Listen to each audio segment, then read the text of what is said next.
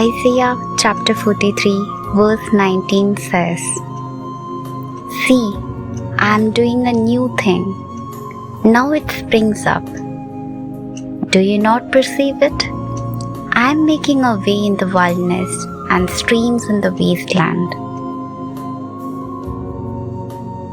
അഥവാ ഇതാ ഞാൻ പുതിയതൊന്ന് ചെയ്യുന്നു, അതിപ്പോൾ ഉദ്ഭവിക്കും, നിങ്ങളതറിയുന്നില്ലയോ?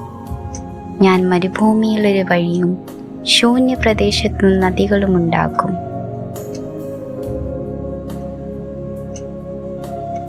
अर्थात देखो मैं एक नई बात करता हूँ, वह भी प्रकट होगी, क्या तुम उससे अनजान रहोगे? मैं जंगल में एक मार्ग बनाऊंगा और निर्जल देश में नदियाँ बहाऊंगा.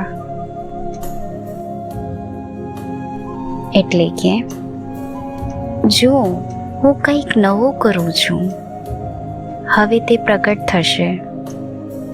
શું તમે તે જાણશો નહીં? હું અરણ્યમાં માર્ગ અને રણમાં નદીઓ વહેવડાવીશ.